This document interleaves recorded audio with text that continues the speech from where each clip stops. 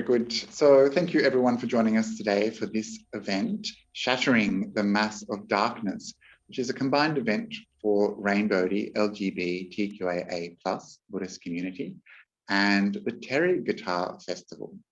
So many of you will already know Rainbodhi. Rainbodhi is a spiritual friendship group, and we welcome everyone, regardless of race, gender, sexuality, ability, financial status, whether you have faith or no faith. And we're a group that really affirms the LGBTQIA+ Buddhist community. And we advocate for more inclusion and diversity in Buddhism and in the broader community. So that's Rainbodhi.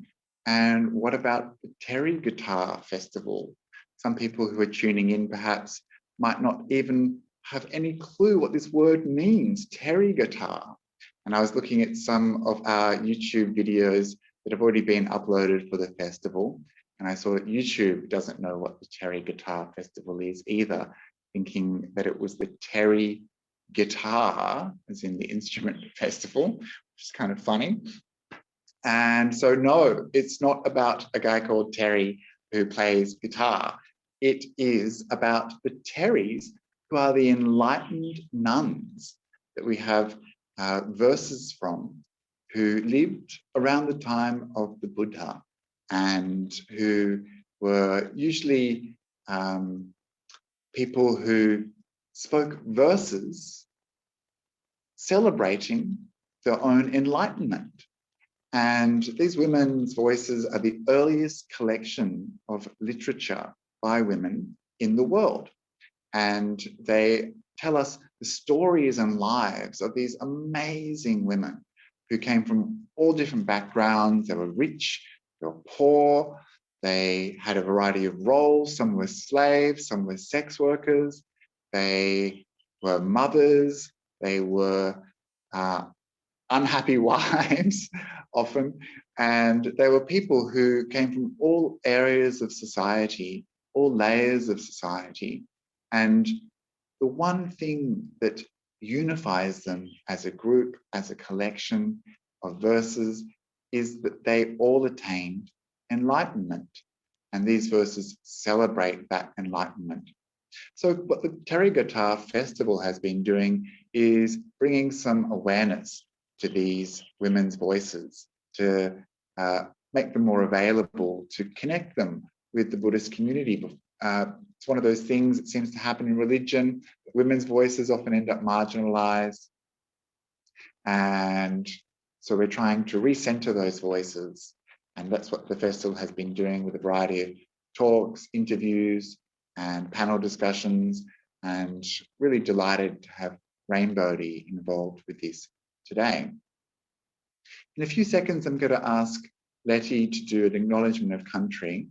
But before that, I just want to acknowledge the importance of queer people, trans people, discussing these verses. Because although it's not stated explicitly, I'm pretty sure that there were some queers back in the time of the Buddha, and perhaps even some of the Theris themselves might have identified as queer. And we have evidence of same-sex attraction, trans people from the times of the Buddha, but it's just good for us to bring our own voices to these voices, and we can have a conversation across time with these incredible women from the past and think about what it means for us to live in a Buddhist way, what it means for us to think about the things that these women experienced and talked about, to apply our own life experience to the things that they discuss, to make it real for us. And so that's what this event is, I guess, trying to do today, is to bring to slightly queer the Therigatha and to respond to it in voices that come from us, but have a conversation with those voices from the past. So that's a little bit about why we're here. And I'd like to invite Letty to deliver the acknowledgement of country. Sadhu, sadhu, sadhu. Bante Kaliko is beautiful. Thank you so much, and for your work in organizing the Therigatha Festival. And yeah, I just wanted to begin by acknowledging that wherever we're meeting from today, particularly if we're meeting from the country of Australia, but many of us, hearing the different locations that you're coming in from around the world, many of us are meeting on stolen and unceded First Nations people's lands. And I'm in the Blue Mountains today, so I'd like to acknowledge the country that I'm on. So I'd like to specifically acknowledge the Darug and Gundungurra Nation people. I'd like to pay my respects to their elders, past, present, and emerging. And I'd like to extend that respect to any First Nations people who may be with us today around the country, and First Nations people from around the world. The sovereignty of this land, First Nations people's land, was never ceded. This is, was, and always will be Aboriginal land. And part of that, I'd also just like to say that no matter where we are around the world, that Black lives matter, that Indigenous lives matter, that people of colour lives matter, and that lesbian, gay, bisexual, transgender, gender diverse, intersex, queer, and asexual people's lives matter. And I'd like to invite all of us just to take a moment as well, just to extend that a bit more, and just to think about the infinite number of his stories and her stories and they and their stories of LGBTIQA plus pride and love throughout human history. And Bante Kaliko mentioned a little bit of that history in our Buddhist history as well. But just to extend a bit of gratitude to our LGBTIQA plus leaders, elders, older people, the people that came before us, many of whom are Black, Indigenous people of colour as well. And many people who we don't know their stories and we don't know their names, but we know that they stood for love. They stood for love for themselves, for people that they loved, for our rights as LGBTIQA plus people, and for future generations of queer, trans, and intersex people. So I warmly welcome all of you here. Thank you so much for being here. I'm very, very honoured to be sharing this space with you, and really looking forward to the discussion. So thank you. And thank you, Letty, for that acknowledgement. So another acknowledgement I'd like to make is that today we're going to be talking about bodies. And one thing that I'm really, I really want Rainbodhi to make sure we do every time we do an event is to make sure that it's a safe space for everyone to come along. And so in this discussion about bodies, today I'm particularly concerned for people who are gender diverse or non-binary, trans, who might find the discussion of bodies sometimes a bit challenging, a bit difficult.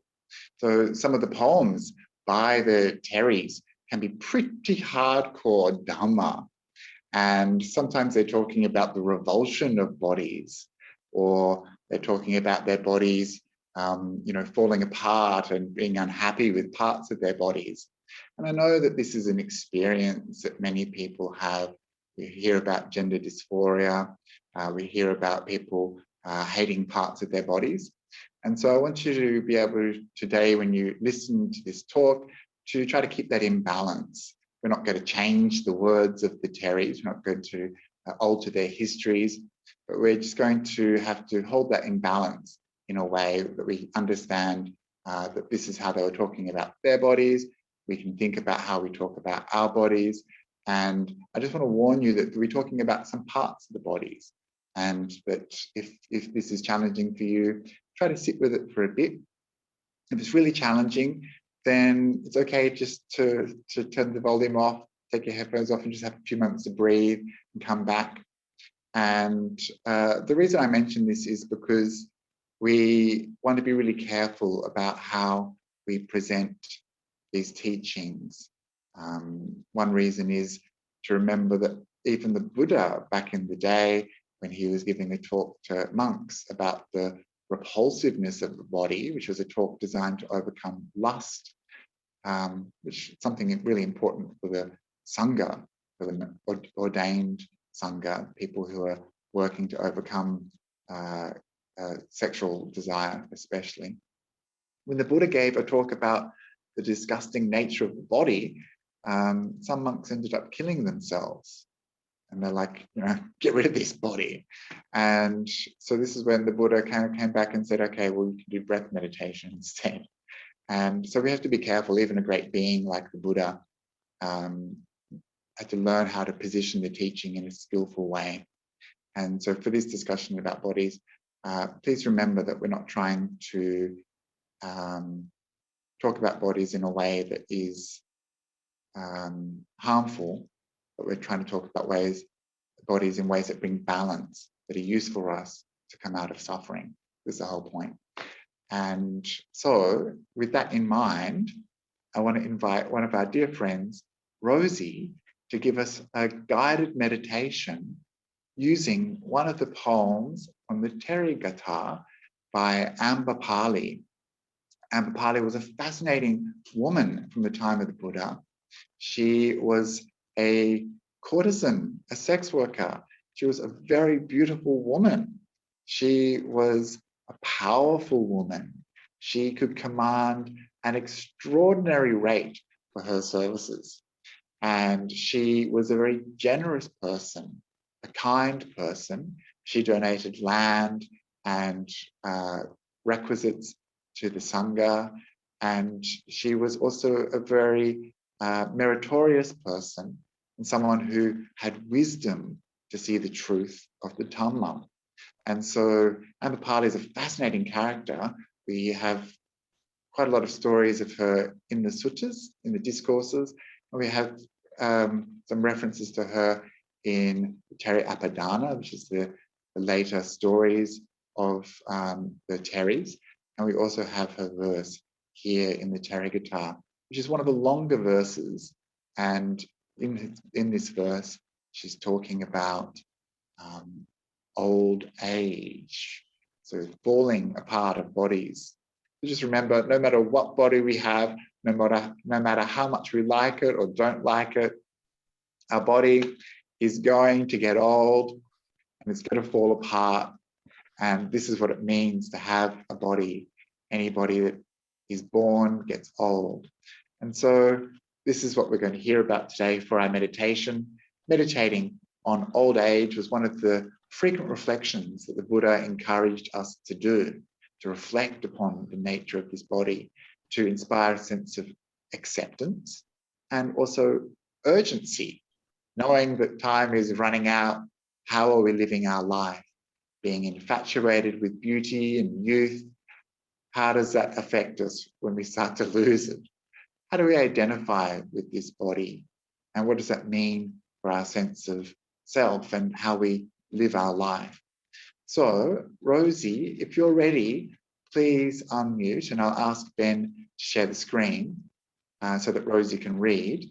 And for everyone else, I invite you to let Rosie give you instructions, but this is a guided meditation, so feel free to get comfortable or close your eyes. So thank you, Rosie. Thank you very much, Bhante. It's such an honor to be with you here today. I am Rosie, an American trans woman living in New Mexico. I'm 70 years old and fond of saying that I was born trans before trans was a legitimate identity. Arriving on the planet during the time of Christine Jorgensen, who was America's first transsexual woman. I am old enough now to have seen us make great progress in identity liberation. Though much work needs to be done, and for that ongoing effort, I am truly grateful for the work of Bhante Akaliko and Rainbodhi. The subject we're here to read about, discuss, of course, is the inevitability of aging. And to me, old age is not the time to regret the past, nor fear the future. Yet it is the perfect time to see how the past or how karma has brought us to this point in our age, and to continue to prepare for the inevitability of death by practicing the Eightfold Path. As for me and my personal experience of aging, I was born with childhood asthma, which has taken a turn for the worst in the last couple of years. But asthma has helped me to understand that in a very real sense, breath is life. I also have experienced osteoporosis, plantar fasciitis, Graves' disease, hyperthyroidism, cataract surgery, and recently had my cornea scraped. So it seems to me that much of this old age is like waiting for the next organ to fail. Of course, it's my brain that thinks it's waiting for those other body parts to expire because my brain still thinks it's 30 years old. I know this for a fact because when I wake up twice a night to go to the bathroom, my brain takes the opportunity to cuss out my bladder. I hope that's not too much information. I looked long and hard for a brief quote in the suttas regarding aging, but I found most of them too long to be useful here. Through this research, though, I think that I can sum up the process by saying a few simpler things. This process of aging is a perfect example of impermanence. In a process called samsara, most humans repeat the same cycle. We are born, we ascend, we descend, and then we die. We are like beautiful waves formed from the ocean that rise up to kiss the shore, and then return to the sea, and we are waves no more. And now, before we begin these readings, I ask you take a moment to ground yourself in kind of a meditative state by feeling your bodies in the present, your feet perhaps firmly on the floor or wherever they are comfortable. Our shoulders and arms relaxed, ears open to hear, eyes gently closed to visualize as we breathe slowly, deepening into a meditative state. And I am honored to begin with this first poem by Ampapali.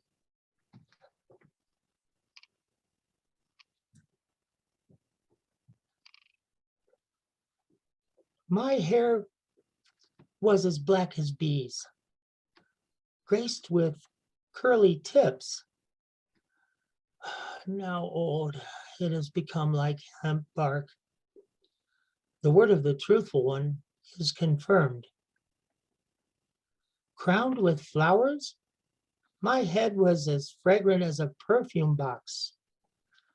Now old, it smells like dog fur. The word of the truthful one is confirmed. My hair was as thick as a well-planted forest. It shone, parted with brush and pins. Now old, it is patchy and sparse. The word of the truthful one is confirmed. With plates of black and ribbons of gold, it was so pretty, adorned with braids. Now old, my head has gone bald. The word of the truthful one is confirmed. My eyebrows used to look so nice, like crescents painted by an artist. Now old, they droop with wrinkles. The word of the truthful one is confirmed. My eyes shone brilliant as gems, wide and deepest blue. Oh, ruined by age, they shine no more. The word of the truthful one is confirmed. My nose was like a perfect peak, lovely in my bloom of youth. Now old, it is shriveled like a pepper. The word of the truthful one is confirmed. My earlobes were so pretty, like lovingly crafted bracelets. Now old, they droop with wrinkles. The word of the truthful one is confirmed. My teeth used to be so pretty, bright as a jasmine flower. Now old, they're broken and yellow. The word of the truthful one is confirmed. My singing was sweet as a cuckoo, wandering in the forest groves. Now old, it is patchy and croaking. The word of the truthful one is confirmed. My neck used to be so pretty, like a polished shell of conch. Now old, it is bowed and bent. The word of the truthful one is confirmed. My arms used to be so pretty, like rounded crossbars. Now old, they droop like a trumpet flower tree. The word of the truthful one is confirmed. My hands used to be so pretty, adorned with lovely golden rings. Now old, they are like red radishes. The true word of the truthful one is confirmed. My breasts used to be so pretty, swelling, round, close, and high. Now they droop like water bags. The word of the truthful one is confirmed. My body used to be so pretty, like a polished slab of gold. Now it's covered with fine wrinkles. The word of the truthful one is confirmed. Both my thighs used to be so pretty, like an elephant's trunk. Now old, they are like bamboo. The word of the truthful one is confirmed. My calves used to be so pretty, adorned with cute golden anklets. Now old, they're like sesame sticks. The word of the truthful one is confirmed. Both my feet used to be so pretty, plump, as if with cotton wool. Now they are cracked and wrinkly. The word of the truthful one is confirmed. This bag of bones once was such, but now it's withered, home to so much pain, like a house in decay with plaster crumbling. The word of the truthful one is confirmed. Thank you. Sadhu, sadhu, sadhu. My pleasure. So thank you so much, Rose, for reading that. And they don't muck around, do they, these Theris? You'll see as we go along. Ampapali is not one of the only hardcore people talking about the body in this way, really coming to the reality of old age. And thank you for those reflections that you shared also, because the whole point of these poems is to create that link between their experience and our experience. You know, you said, you know, bits and pieces are falling off, and I start to see this in my friends. And that image that Ampapali gives of the house, parts of the house falling off, you know, our body is this house. And so this is what it's like. And as you said before, Rosie, thank you for sharing. You know, you're just waiting for the next organ to fail or something, you said. So yeah, appreciate that. And I appreciate your insights also as an older member of our community, and that we need to pay attention to our elders as well.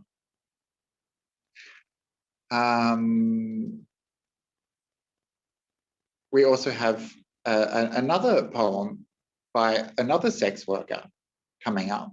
And so it's interesting to think that sex workers were common at the time of the Buddha, just as they're common today. There doesn't seem to be any particular shame or moral hatred of people who are doing sex work. In fact, it seems to be the opposite. They were often celebrated members of the community. And the women who are involved in sex work seem to have a lot of autonomy and power and wealth. But of course, there was different levels of autonomy and different types of sex work. So Ampapali is kind of considered this high-class courtesan. The poem that we're hearing next is from Vimala, who is often regarded as someone who perhaps was had a lower base of power. And so I'd like to invite another friend from the US to read a poem that they've selected. So thank you, Amy, if you can unmute yourself, and I'd love to hear what you have to say about Vimala's poem. Thank you. So I'm going to read the poem first and then share after why I chose it. Intoxicated by my appearance, my figure, my beauty, my fame, and owning to my youth, I despised other women. I adorned this body, so fancy, cooled over by fools, and stood at the brothel door like a hunter laying a snare. I stripped for them, revealing many hidden treasures, creating an intricate illusion. I laughed, teasing those men, revealing many hidden treasures, creating an intricate illusion. I laughed. Sorry, I read it again. Today, having wandered for alms, my head shaven, wearing the outer robe, I sat at the roof of a tree to meditate. I've gained freedom from thought. All bonds are cut off, both human and divine. Having wiped out all defilements, I have become cooled and quenched. Sadhu, sadhu, sadhu. Thank you. I really liked this one a lot. I felt a bit of a connection because there was a time in my life where I danced, but not to that kind of, in that area, but I was a club dancer. And I remember having those same entertaining thoughts of looking back at all the mischief of the past. But then now, where I am now, remembering how there was this fire in me that just kept consuming. And now, having experienced all that, yes, it was entertaining, but how life is now is much more satisfying. It's calmed down, it's cooled, and I feel quenched, I feel pleased. And it's kind of like a new rebirth from that past life. So I really connected with this one and it was really nice. I really like the self-awareness she has, kind of talking about how she was the hunter. It's quite often you think of it as the other way around, that there's this kind of like predatory kind of people like hunting out sex workers, they're seeking out. But she was the one who laid this snare, and she could really see through her own charms. Oh, totally. Yeah. It was She like a knew. game. Yeah, she knew. Yeah. But it's interesting to think that both of these women, I guess for a large part of their life, relied upon their beauty and relied upon, I guess, their youth and charms. You know, sometimes when I go to universities these days, I look at these people and I'm like, oh gosh, everyone here just looks so healthy. But then I remember they're just young.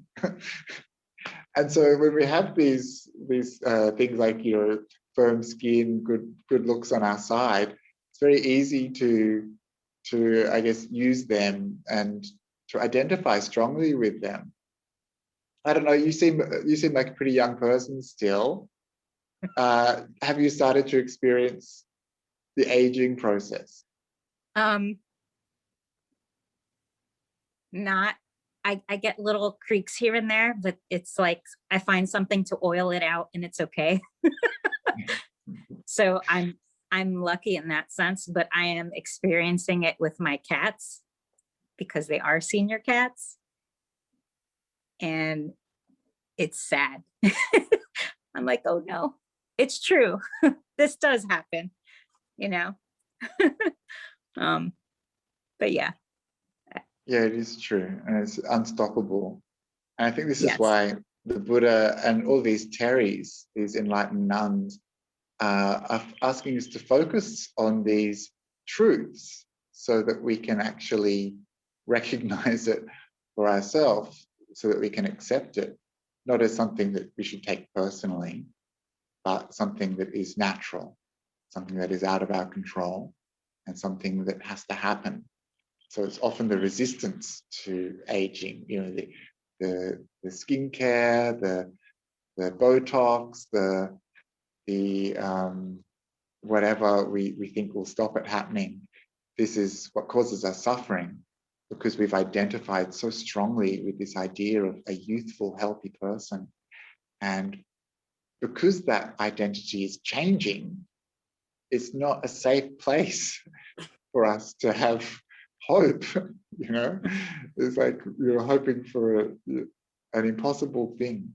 And if we identify so strongly with that, then we're only going to suffer.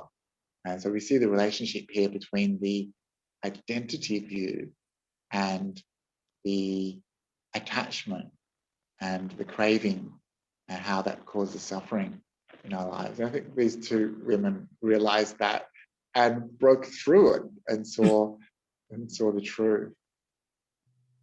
So thank you, Amy. I'm just concerned about time. We've got some more bodies, more talk about bodies coming up. And now I'd like to invite Sam, who is in Sydney, to unmute and to share her poem with us, which is Abhaya's mother. So thank you very much, Sam.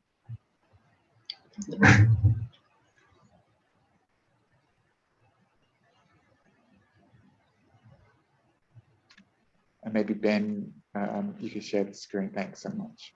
Thank you. My dear mother, I examine this body up from the soles of the feet and down from the tips of the hairs, so impure and foul-smelling. Meditating like this, all my lust is eradicated. The fever of passion is cut off. I'm cooled and quenched. So I thought of the role of motherhood, and also my earliest memories of my mother, who was very strong and capable and resilient. She was the caregiver and she ran our household. But then the roles were reversed and she became very frail and also very dependent on others. Then, of course, I am finding that I'm getting frail and I'm also losing confidence, both physically and mentally. Also, I think when I first read the poem, I thought of my very devout grandmother who would sit me down and tell me about the 32 parts of the body and how it was full of gunk and foul smelling. And as a 10-year-old child, I thought, well, yeah, okay, that's actually evidence-based. So yeah, I was quite grateful to her. And I think perhaps that's why from an early age, I had these feelings of samvega and, you know, unsatisfactoriness of this life and this body. And I sort of, perhaps that's why I opted not to have children, because I thought, well, do I want to pass on this again. So that was really good, sort of a good way to try to chip away at that ego. And I think spiritually, this poem, I mean, it's a short poem, but it's very powerful for me. And I think it's like a mini Maranasati or Asubha meditation. So yeah, those are my thoughts on the poem. Thanks so much, Sam. And I think you're right. This is like a mini meditation. She starts off in the same way that Ampapali starts off, with this kind of scan of the body. In Ampapali's poem, we get the full list. She goes part by part. She talks about her beautiful hair. She talks about her poor eyebrows that are now sagging and how her voice has faded. And she goes down the body. And in Abhaya's mother's poem, we don't even get her name, just Abhaya's mother. We learn that she examined this body from the soles of the feet and down from the tips of the hairs, just like that, you know. So we can imagine her spending time going through these, as you mentioned, 32 parts of the body and scanning. This is what we were doing in Ampapali's poem, and this is what we do when we practice those 32 parts of the body. We're actually connecting with those internally and seeing them for what they are.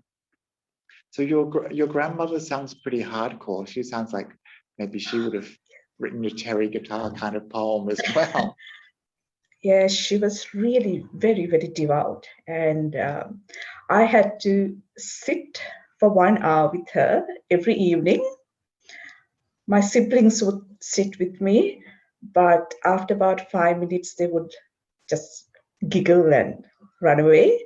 But I felt this respect for her. So I had to sit for 1 hour, you know, say all the gathas in Pali, and then translate them into Sinhala. That's it, my language, Sri Lankan, from Sri Lanka. So yeah, it was a good grounding, even though she didn't live with us. Whenever we had school holidays, I would go and spend time. And yeah, so that was a good grounding. But yeah, she was hardcore for sure. Hardcore, yeah. So I was just thinking of the importance of that lineage of women transmitting the Dharma.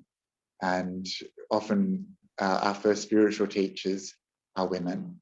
And there's been this, you know, from your grandmother all the way back in Buddhism and beyond, and in all spiritual traditions, the place of women transmitting knowledge and spiritual concepts has been really, really important for the development of all spiritual traditions. And yet, for some reason, women get pushed aside pretty easily in these areas. Why do you think, I'll just ask quickly before we move on to the next one, why do you think we need to see these bodies as impure or foul smelling? What's the point of that?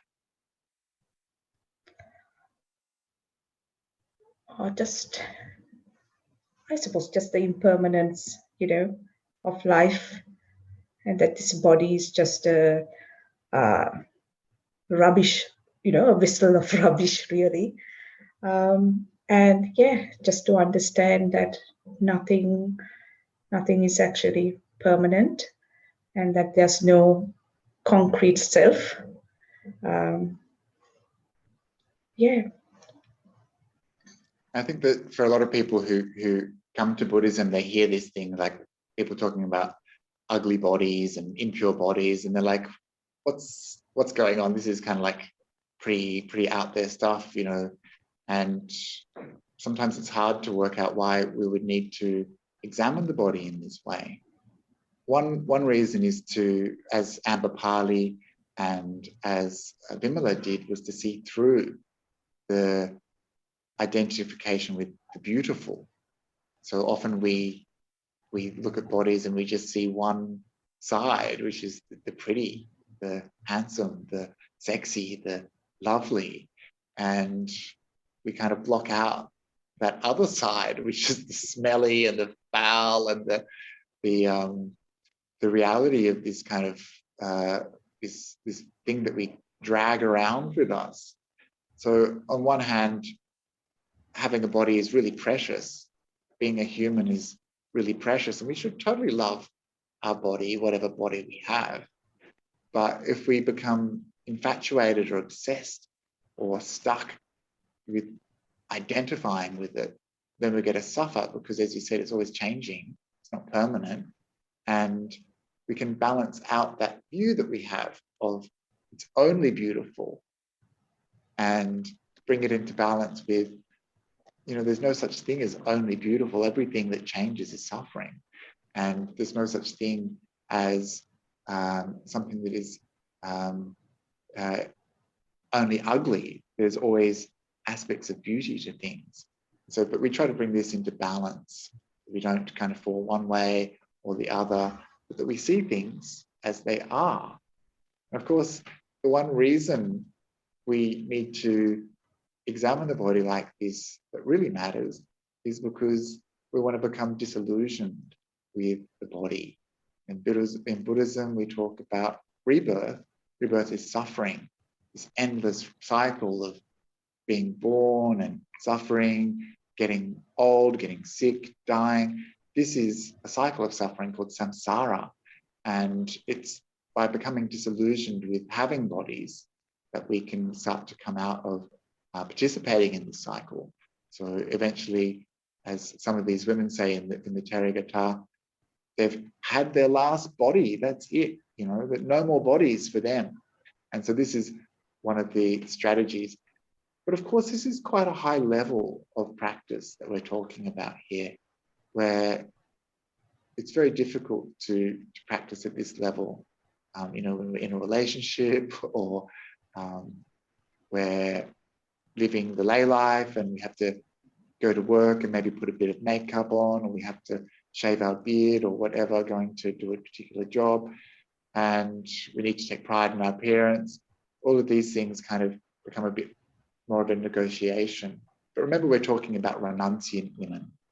So that's something I just want to emphasize here, that we don't all just have to go out and, walk into work wearing our pajamas or nothing, and stop using the shower or whatever to prove that we're Buddhist. But we need to just uncover what parts of our attachment to bodies lead to suffering. So thank you so much, Sam, for sharing that. And Thank you.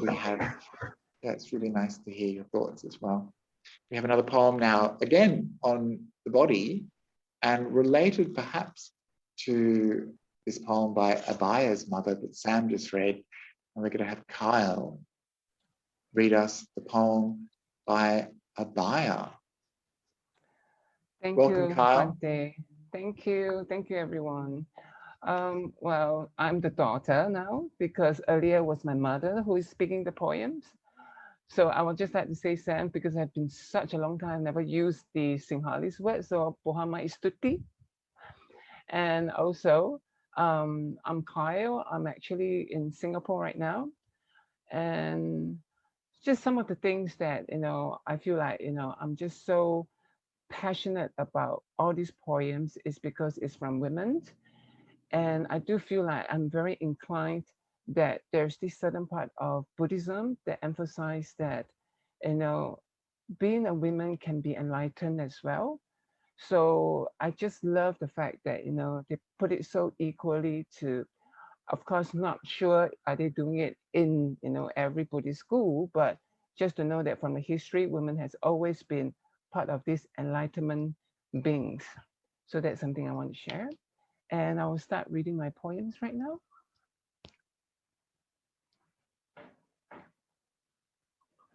Abhaya.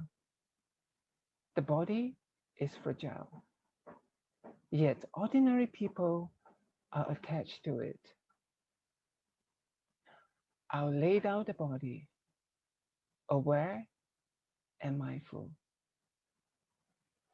Though subject to so many painful things, I have, through my love of diligence, reached the ending of craving. and fulfill the Buddha's instructions. Thank you, and for listening. One of the things that really caught my, you know how you always look at something, just the first sentences, the first sentence will just like immediately capture your heart. And that was for me, because when they said the body is fragile, I'm a cancer survivor. So, 6 years ago, I was diagnosed with cancer. I have to go through the chemotherapy and the radiotherapy. So that sentence, the body is fragile, just hits right through me, to know that how much we have taken this body for granted. I think this is why somehow we are also distracted by all this pleasure, but we've forgotten that, wow, one day it might fail. So for Rosie to say the next organ to fail, for me right now is waiting for the next side effect from the cancer to come. So just 2 months ago, I lost my hearing on my left hand side. So, but it was only for a while, for just a month, but it does makes you feel like, wow, this body is really fragile. So, but I want to bring it into a more, no, I don't want to say positive side, because this is logic, right? So for me, I just want to say that, in another way, it is a reminder, you know, all this body that creates all these, fragile, vulnerable parts of it, they are just a timely reminder. And it has always been such a good way for me to remind myself, not to get too attached to this body. So this is something that I want to share, because I feel like most of the time we might be too negative about it. But for me, I feel like when this happens, it teaches me to be smarter in how I react to it, how I respond to it. So that's why I'm still happily, no one can tell that, I'm a cancer survivor. So that's why I think that brings out how I deal with it and respond to it. And also, I think, don't take this body too personally. This is one thing I've really learned, because I think so this is how I started to say this body, not my body, because when I use my body, it creates a certain kind of attachment to it. So this body, which I always use it, no, this is just this body, not my body. Because I realized that when I get too personal with it, it just becomes, it just have more problem, and I give more commentary whenever I felt something, and I will start to pity myself, and I was like, why is it me? And I was like, so then was like, just this body is not functioning, not the mind. So this is something that I would like to share with everyone. Thank you. Thank you so much, Carl, for sharing that with us. And you're right, that first line, that the body is fragile, is very powerful. And she was able to see that. She talks about her diligence in ending craving and fulfilling the Buddha's instructions. What do you think she means by this word diligence? What is she talking about? I think for me, if I could understand it correctly, that diligence is more like, the idea of seeing the truth. Once you see the truth, how do you practice it in the accordance to that truth? So diligence means that whatever she speak, whatever she think, whatever she do is according to the Dharma properly. So that part of practicing it diligently. So that's what I felt, in terms of diligence. I guess also one of the things that we need to do on the path is we have to use our body to see these truths. Right. And we have to, having and the body somehow, is better. Go. Sorry. Oops. Yeah. And somehow we have forgotten that when Buddha, before he became Buddha, he saw that old age, sickness, and death is part of the triggering part of why he wants to become a Buddha. So that means that without this, there will be no Buddha. Without that reflection, there will be no Buddha. Without that reflection, there will be no enlightenment. So that keeps me always like a reminder as well. And just as you were talking, the image that came into my head actually was the image of the fasting Buddha. Do you remember some of you might know the images of the Buddha when he was practicing these ascetic practices, where he was torturing the body by starving himself and living in the open air and really doing these practices which tortured the body. You see these images of him like really skinny, and you can see the bones of his rib cage, and he talks about how his eyes were like these sunken wells, that there was no gleam in the eye anymore, and that if you pressed his stomach you could feel the spine, and his bottom was like I think it was like a cow's hoof or something, and he was just this bony, gaunt, really tired looking person. And he discovered that was the wrong way to treat the body, and that torturing the body doesn't actually lead to any good results. And I wonder what you think about that, because there's this kind of fine line between like realizing that the body is fragile and not getting too attached to it, and then the other time, especially when the body goes wrong, let alone because of our own actions, when the body goes wrong, how do we view it? I know, I think it's a bit interesting, because remember just now earlier you were saying that you can't wear pajamas to work, like how you need to find the middle path. Like there is a way to understand that we are still in this reality, even though we might know the exact reality, how it works. So I think it's about the middle path, and also knowing that this body is a kind of like a vessel, because we still can't meditate without our leg and hands and our body, right? So the mind has to be in somewhere else, like inside a vessel. So we can tune to how we take care of the body. If our intention was to use this body as part for our practice in good way for others, then that is the middle way. I think I can, see that body as a part of a supporting role, and then not getting too much. That means that I still need this body, but do I need to beautify my body to extreme in terms of obsession about it? Do I really need to put on a perfume, or the kind of thing? There's nothing wrong putting a perfume, it's just that the idea of how we can just know what this body is capable and not capable of, and find the balance in between them, and aim for fulfilling our goal or our intention. Example, like as for meditation, then, or for enlightenment, then I think that's where we can find that balance. And it seems that when I talk to people who have had serious illnesses, life-threatening illnesses, that they often have a different approach to their own bodies and to the way that they live their life, also knowing that the body is fragile. And so it's perhaps this such ignorance that the body is fragile that allows us to kind of run around and get obsessed and spend all our time delighting in decorating the body, going shopping, doing all these things, but maybe not developing wisdom and seeing things clearly.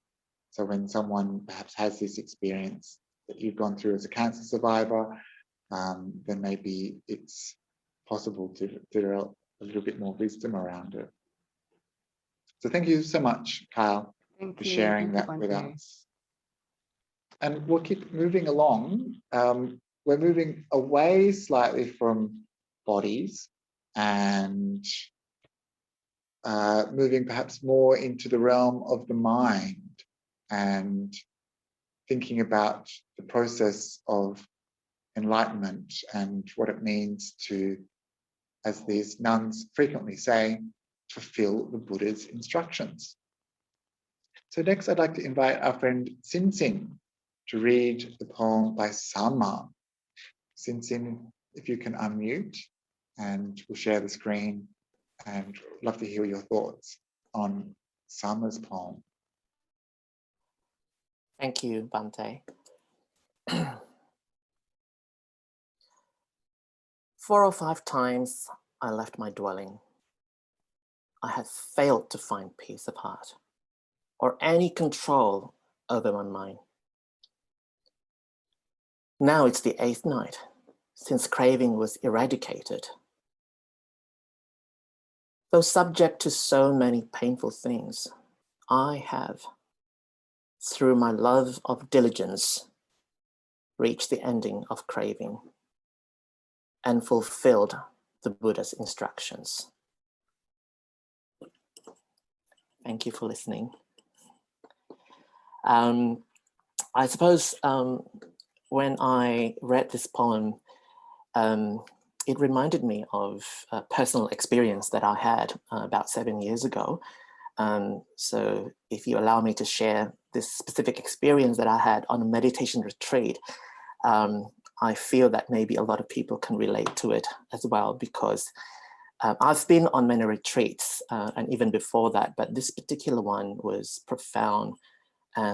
Because just to give you a bit of context, I had gone through lots of ups and downs in the past year leading up to it. And without really going into that detail about what happened before that, I wrote a death note, actually, thinking that I was going to die at the time. And obviously I didn't die, but I think that was an eye-opening experience. It turned out to be a panic attack, but I'd never experienced it before. So I thought I was going to die.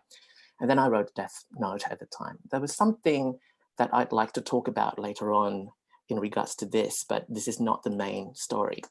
The main story is about the retreat that I went on. And I've only shared this with a few close friends of mine, but I have shared this story with Letty here in this group. So Letty, you'll have to listen to it again the second time. A few years ago, I went on this loving kindness metta retreat. And when Venerable Sama mentioned these lines in the poem, 4 or 5 times I left my dwelling, I had failed to find peace of heart or any control over my mind. To me, that line reminded me of exactly how I felt in the first 2 days of that retreat. Who knows what the mind was actually doing at the time? It's a mystery, right? You know, but in those 2 days, I felt so agitated. I felt that I really couldn't cultivate metta or loving kindness in myself. Whatever I did at the time just seemed to go wrong. And I felt really frustrated. I couldn't generate love for myself and anybody somehow. I felt that if I did it, it was forced. So I spoke to my mentor at the time, who happened to be Bhante Sujato, leading that retreat. And he said, why don't you just forget about trying? Just maybe sometimes consider walking in the garden, or just forget that you're meditating, in quotation marks, but just accept and try to have a sense of letting go. And even if it feels mechanical, maybe just keep doing it. That's what he was saying at the time. And I tried, and it still didn't seem to work. But then I thought, okay, I just have to extend compassion to myself and not worry about the result, so to speak. Long story short, 2 days have gone past, and it was pretty similar. I mean, nothing much had changed. But then that particular night, I think on the 2nd or the 3rd night, I can't remember, there was I'm not sure if it was a full moon, but it was pretty bright. And I said to myself, I just wanted to sit a little bit, not worrying too much about feeling the love in myself, but just sit. And there was this instant feeling of calmness, even though I couldn't really generate love or anything like that at the time, but I felt like I was pretty peaceful, and I was just sitting under the full moon, under the full moon, and then I went to bed. So I made a conscious effort to just do it before I went to bed. But still, it was supposed to be a metta retreat, but I felt that I wasn't really able to generate that metta somehow. Well, the next morning we had breakfast together, and I'm not sure if you're familiar with some of the retreats where the food is always fantastic. And I know I've been on some retreats where, you know, the food was really bland because it was done on purpose because they believe it was distracting if the food was too delicious, but not on this retreat. The food was really delicious. And I must admit, honestly, sometimes on retreats, food is one of the things that I'm looking forward to. And that was probably the way, and that way as well. But so after the breakfast, I knew I was going to have lunch after that, which was going to happen pretty early, at 11 o'clock or something. But then I decided to meditate first, as usual. And right after breakfast, I started meditating. And you know how sometimes, even for 5 minutes, it feels so long, but then when the meditation is good, you know, 1 hour, 2 hours go past, and it feels like it is pretty short. And in that particular meditation, I felt that I was able to really observe the silence between, and the gap of silence between the thoughts, as Bhante Sujata often said. And I was able to be with it a lot longer and sustain it, even though it's still, the metta didn't feel like, I wasn't feeling like I had, you know, I was filled with metta. It wasn't like that. But I was able to sustain that peace and that moment of silence for a longer period of time. And I felt really comfortable with meditation. And then I knew that I had meditated for a long time at that morning, because I smelled the food from the kitchen. So that was close to 11 o'clock. Yeah. And I thought, okay, I want to eat. I'm pretty hungry. But then I thought, no, I'm just going to keep going a little bit longer, because this is good. I feel good about it. That moment I started to feel, you know, the tingling sensation in my body and my heart. And I just try to be with it. And when this was completely unexpected, when I was about to end the meditation and get ready to eat, because that was my intention, suddenly there was this overwhelming feeling of joy. And I felt that the whole body was blanketed with this strange feeling of joy that I can't really describe. I was lifted up in the air, I felt. Then at that moment, I could hear the sound of the distant train in Bandanoon. It's so vivid. And I had overwhelming tears of joy that lasted for hours. It probably feels really strange, but I was in the toilet and everything felt beautiful in the toilet. I saw the butterfly in the garden and it was beautiful. The garden was beautiful. I was fully present, but I was like a little baby that has just, or maybe a child that has found an amusement park or something. It was really, really a bit over the top.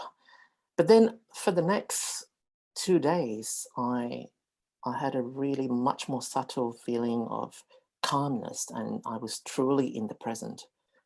And I really felt that at that point, I felt that I could actually die, and I was ready to let go. Of course, you know, I didn't feel that way again afterwards, but those 2 days, I felt I was really, really present, and I didn't really have many thoughts at all.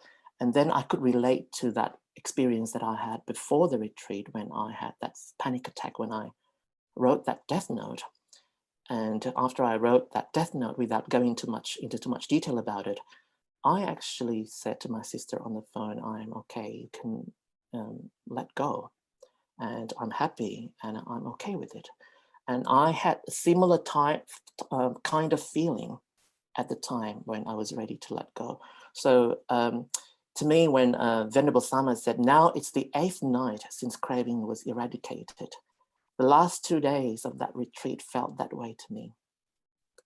Even though obviously that was not the case, but I felt it was a very small glimpse of peace and and nibbana, perhaps. I know it's just a very, very small glimpse, but to me that cemented my confidence and faith, or maybe sada or shadra in Sanskrit, correct me if I'm wrong, but that I know this is true because it's so personal and very profound to me. And even that glimpse is enough for me to cultivate my confidence. And to me, I don't know about you, but nibbana seems very mysterious sometimes. It's just unlike heaven, when you can imagine what it's like with all the beauty, because we operate from a sensory mechanism, right? But to me, nibbana is about the dropping of things. It sounds so intimidating sometimes and scary, like going to the unknown. But having experienced that glimpse of peace, I just know and trust the words of the Buddha that whatever it is, it's unknown, but it's the real thing, and it's true.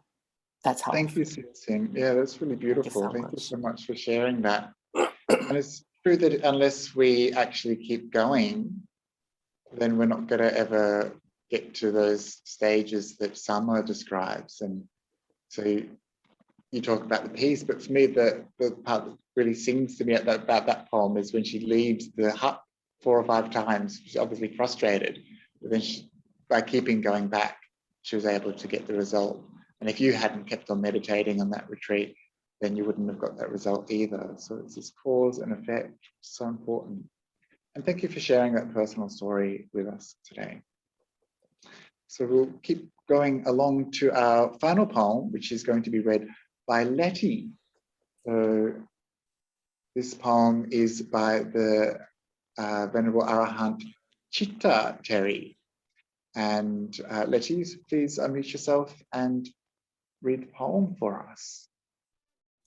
Thank you. And I just wanted to quickly say thank you to everyone who's shared your poems and your personal stories. I'm really very moved hearing what everyone shared and just being here. So thank you. Okay, so just because we're running out of time, I'll be very quick.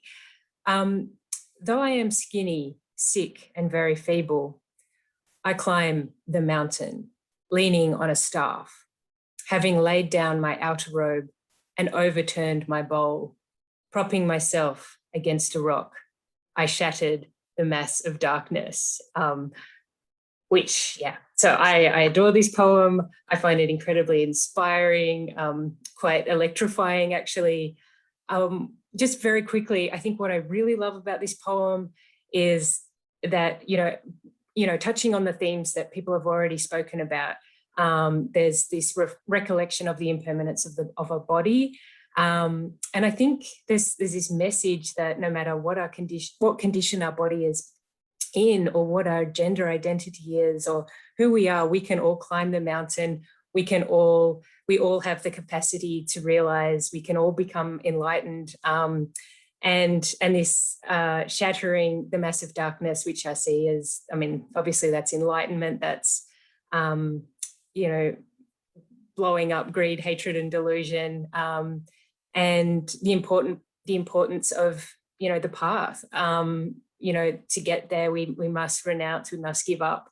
She gives up her outer robe, she overturns her bowl, she lets go of a lot to realize. So I find it immensely inspiring. I think there is definitely a way to introduce a queer reading into this. I think there's queer liberation embedded in this poem, but I'm just going to drop that in there, and because I know we need to wrap up, but it's beautiful. No, don't drop it. No, don't drop it in there and leave us hanging like that. We've got a few minutes. Please tell us what you meant by that. Thank you. Okay. Sorry, that was going to be a bit easy, wasn't it? Just to, I think the theme of liberation. So yes, that we can shatter the massive darkness, or the massive greed, hatred, and delusion, but the queer liberation, the queer and trans liberation in that is that we as a collective, in solidarity with each other, are also, through who we are as people, we are also shattering the massive darkness, or greed, hatred, and delusion, with love, with our love for each other, and that liberation and further liberation is possible. So that's my queer reading of the poem. And thank you very much for bringing that queer reading to the verses. And one of the things that really resonates with me in this poem is that she's skinny, sick, and feeble, still climbing a mountain. Yes. Good on her. And despite being, or maybe because of being skinny, sick, and feeble, she sees through that mass of darkness and is able to shatter it. And I just have this, it's a very powerful image. I mean, this is what poetry really does. It condenses an emotion and it condenses an image. And here she is so skinny and feeble, I just, on the top of a mountain, you can see her, yeah? You can see her. And there she is, despite being so skinny, feeble, and sick, you know, becoming enlightened, and she shatters it somehow, even this skinny, sick, feeble woman. So thank you very much for sharing that. So Thank you. Thank you to all the presenters, actually. Thank you very much for taking the time to read the poems and to get to know the poems better and to respond in your own words from a very personal place and share your responses with our community here today. Really appreciate you all doing that. And I really appreciate that now there's some more people in the world who have knowledge and understanding of these incredible voices of women from the ancient past and who share an understanding of the wisdom that they had, and that we can all apply this wisdom in our life. So let's finish off there with the recording. And thank you to Ben for being our Zoom master. Thank you for everyone in the crew and the audience who came along today, and all those watching at home. You do belong, and you are valued, and you are loved. And we can dedicate the merits of this time that we've had together today, all the good Dharma we've learnt, all of the wisdom we've absorbed, and we can dedicate the merits of our practice, thinking may all beings have such wisdom. May all beings shatter the darkness. May all beings become enlightened.